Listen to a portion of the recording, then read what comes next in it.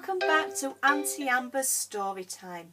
Today I have a lovely story just for summer because I know that summer loves mermaids, and this one is called The Singing Mermaid.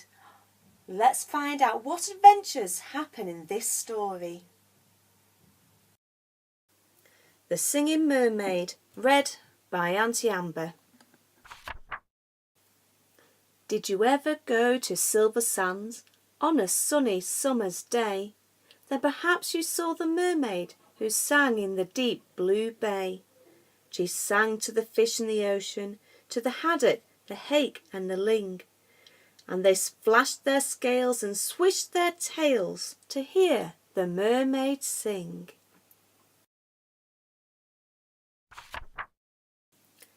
And sometimes the singing mermaid swam to the silvery shore. She sat and combed her golden hair, and then she sang some more.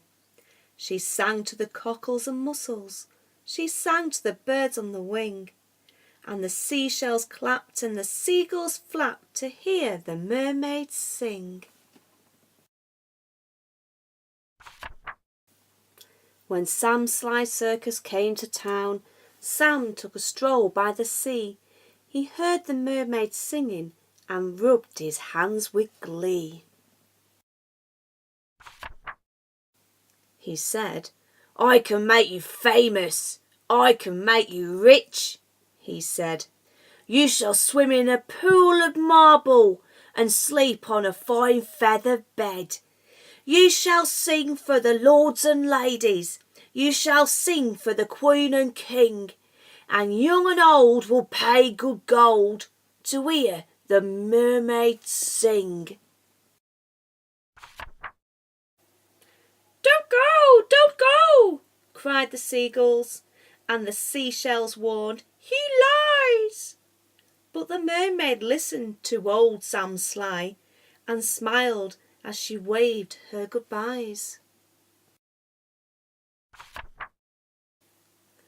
And he took her away to the circus, and she sang to the crowds round the ring, and more, more, more came the deafening roar when they heard the mermaid sing.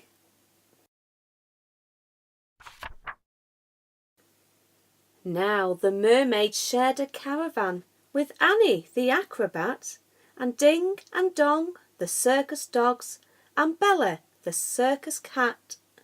And she made good friends with the jugglers, and the man who swallowed fire, and the clown with the tumble-down trousers, and the woman who walked on wire.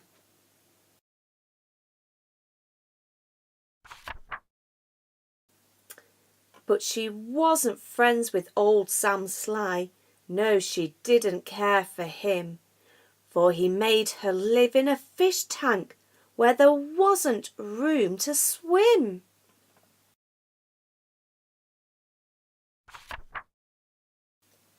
And there was no pool of marble, and there was no feather bed. And when she begged him, "Set me free," he laughed and shook his head. All summer long the circus toured, all autumn, winter, spring. And many a crowd cheered long and loud to hear the mermaid sing. But the mermaid dreamed of Silversands, and she longed for the deep blue sea, and her songs grew sad, and again she said, "I beg you, set me free." But again he laughed and shook his head, and he told her, "No such thing. Here you will stay while people pay to hear the mermaid sing."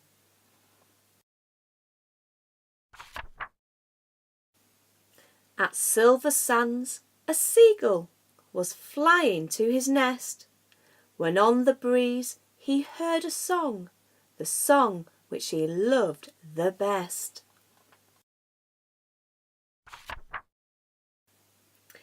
And he followed the song to the caravan. Sam Sly was about to lock it. The seagull watched as he turned the key and slipped it inside his pocket. The seagull waited till Sam had gone, then he perched on the window sill, and tap, tap, tap at the window he tapped with his yellow bill. Come back to Silversands. It's only a mile away. I can find the key and set you free if you come back home to the bay. Escape, barked the dogs. Escape, meowed the cat, but the mermaid sighed. I'd fail, for how could I walk to Silversands when I only have a tail?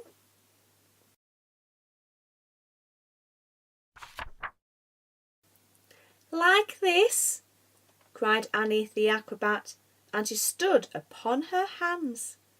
This is the way, the only way, to get to Silversands.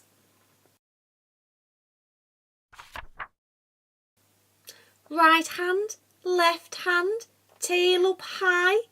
There's really nothing to it. If I give you lessons every night, you'll soon learn how to do it.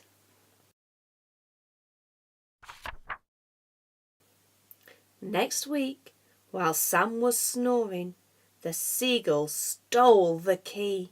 He carried it off to the caravan and set the mermaid free.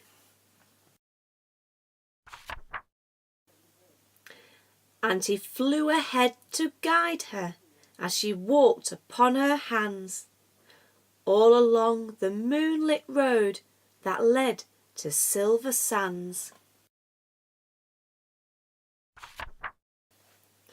And the creatures on the seashore and the fish beneath the foam jumped and splashed and danced with joy to have their mermaid home.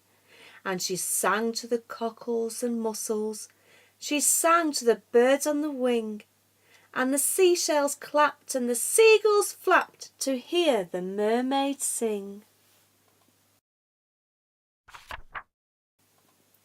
And if you go down to Silversands and swim in the Bay of Blue, perhaps you'll see the mermaid, and perhaps she'll sing for you.